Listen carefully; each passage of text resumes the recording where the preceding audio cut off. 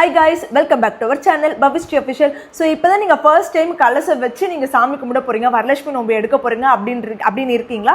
கண்டிப்பா இந்த வீடியோ பாருங்க, உங்களுக்கு இந்த வீடியோ கண்டிப்பா யூஸ்ஃபுல்லா இருக்கும். ஃபர்ஸ்ட் வந்து பாத்தீங்கன்னா கலச சொம்பு நம்ம க்ளீனா எடுத்து ரெடி பண்ணி வச்சுட்டு அதுக்கு மஞ்சள் தடவி குங்குமம் வச்சுட்டு கீழே ஒரு பிளேட் வச்சுட்டு அந்த பிளேட்டுக்கு மேல கொஞ்சம் பச்சரிசி போட்டுட்டு அதுக்கு மேல இந்த சொம்பை வச்சுட்டு அதுக்கப்புறம் என்ன பண்ணணும்னு பாத்தீங்கன்னா ஒரு 2 கைப்பிடி பச்சரிசி போட்டுக்கணும்.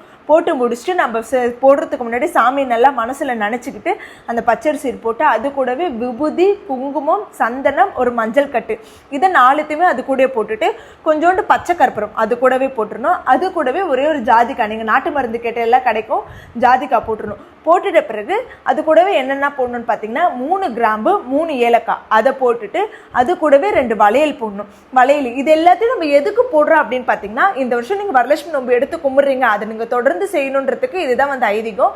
ஃபர்ஸ்ட் வந்து அந்த வளையல் அதை மட்டும் எடுத்துட்டு அந்த வெத்தலை பாக்கு அதை எடுத்துட்டு மற்ற பொருள் எல்லாத்தையுமே ஒரு வெள்ளை துணியில கட்டி தீட்டுப்படாத இடத்துல நம்ம வைக்கணும்.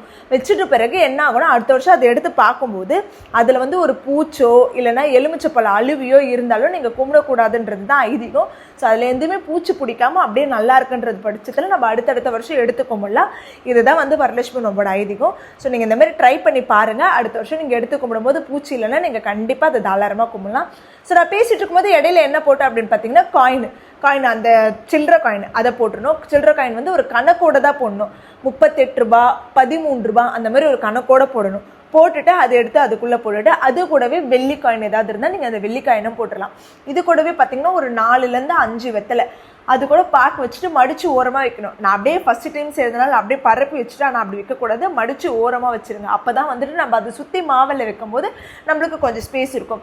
அது கூடவே பார்த்தீங்கன்னா எலுமிச்சப்பழம் கொஞ்சோண்டு ஜவ்வாது தடவி வைக்கணும். ஏன்னா நம்ம அந்த அரிசி கட்டி வைப்போல, ஸோ அந்த வாசனை இருந்தால் அந்த பூச்சி வராதுன்றதுக்காக தான் அந்த ஜவ்வாதை வந்து இடையில வைக்கிறாங்க. ஸோ அது எல்லாத்தையுமே ஒன்றா வச்சுட்டு இது கம்ப்ளீட்டாக இது அப்படியே முடிஞ்சிச்சு. அது கூட கொஞ்சம் உதிரி பூவை போட்டு கம்ப்ளீட்டாக இதை முடிச்ச பிறகு அது சுற்றி மாவில் வைக்கணும்.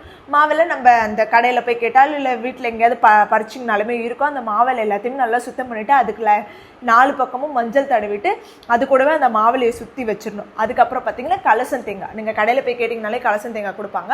அதை நல்லா அலசி வச்சுட்டு மஞ்சள் குங்குமம் அதுக்கு வச்சுட்டு நம்ம சாமியை நல்லா வேண்டிக்கிட்டு அந்த கலச தேங்காய் நம்ம வைக்கிறோம்.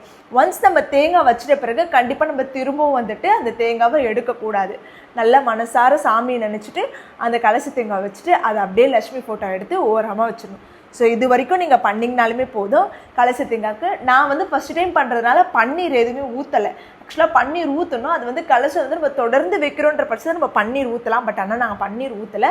இதை எடுத்து நான் அடுத்த வருஷத்துலேருந்து தான் பார்த்துட்டு தான் நான் தொடர்ந்து கும்பலான்னு இது பண்ணியிருக்கேன். ஸோ கண்டிப்பாக இந்த வீடியோ உங்களுக்கு யூஸ்ஃபுல்லாக இருக்கும்னு நினைக்கிறேன். யூஸ்ஃபுல்லாக இருந்ததுன்னா கண்டிப்பாக நம்ம சேனலை மறக்காமல் சப்ஸ்கிரைப் பண்ணிக்கோங்க. இந்த மாதிரி மோர் அப்டேட்ஸ்க்கு கண்டிப்பாக நம்ம சேனலை ஃபாலோ பண்ணிக்கோங்க. இந்த வீடியோவை லைக் பண்ணிக்கோங்க. By guys.